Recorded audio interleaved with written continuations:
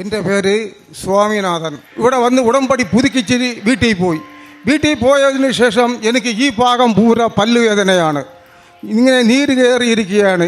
പക്ഷേ ഉടമ്പടി വസ്തുക്കൾ ഉപയോഗിക്കണം, കൃപാസന തൈലം എടുത്ത് പോടണം, അന്ന് ആ ഒരു ചിന്ത ഒന്നുമില്ലായിരുന്നു. 2-3 ദിവസം അറിയാതെ കൊണ്ടുതിരിഞ്ഞ് ഇതിൻ്റെ മൂന്നാമത്തെ ദിവസം ഞായറാഴ്ച രാവിലെ പള്ളിയിൽ മണിയടിക്കുകയാണ് 5 മണിക്ക്.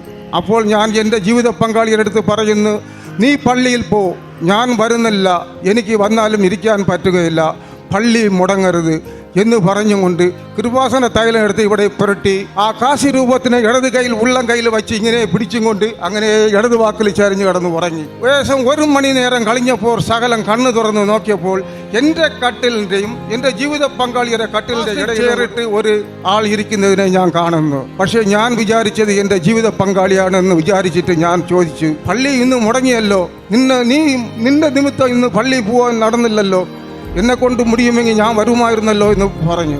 പക്ഷേ ആ ആള് എൻ്റെ അടുത്ത് ഒന്നും പറഞ്ഞല്ല. സകലം കണ്ണു തുറന്ന് നോക്കിയപ്പോൾ ഡ്രസ്സിനെ കാണുന്നു. ഡ്രസ്സ് എൻ്റെ ജീവിത പങ്കാളി കൊടുത്ത ഡ്രസ്സല്ല, വേറെ ഡ്രസ്സ്.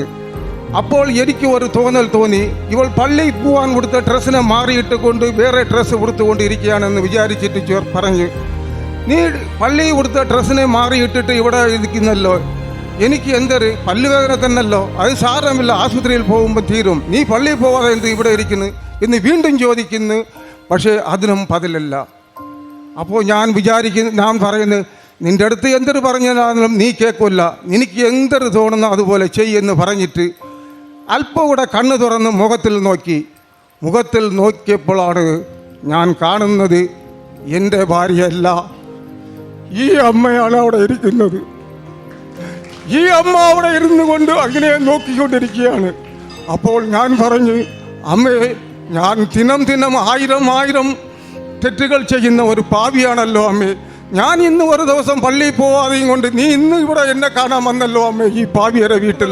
അപ്പോൾ പറഞ്ഞ ഉടൻ തന്നെ 2 കണ്ണിൽ നിന്നും കണ്ണുനീര് പൊളിഞ്ഞു ഓടുന്നു. അപ്പോൾ എൻ്റെ ജീവിത പങ്കാളി പറയുന്നു, പല്ലുവേദന കൂടുതലായതുകൊണ്ടാണോ കരയുന്നത് എന്ന് പറഞ്ഞിട്ട് പറയുന്നു, മണി 8 ആയല്ലോ, ഇനിയും എളിക്കാൻ സമയമായില്ലയോ എന്ന്. ഞാൻ വാച്ച് നോക്കിയപ്പോൾ 7:45. അപ്പോൾ ഞാൻ പറഞ്ഞ്, ഞാൻ അമ്മയെ കണ്ട് അമ്മയുടെ അടുത്ത് സംസാരിച്ചു കൊണ്ടിരിക്കുമ്പോഴാണ് നീ വന്നത്, അമ്മയെ കണ്ടോ? ഓ, നല്ലൊരു ഭാഗ്യം തന്നല്ലോ എന്ന് പറഞ്ഞ്. പിന്നെ ഞാൻ ആശുപത്രിയിലോ ഒരിടവും പോകില്ല, ഈ പല്ലുവേദന എങ്ങനെ തീർന്നെന്ന് എനിക്കറിയില്ല. എൻ്റെ ജീവനുള്ള കാലം വരെ എൻ്റെ ഉടമ്പടിയിലായിരിക്കും എൻ്റെ ജീവിതം.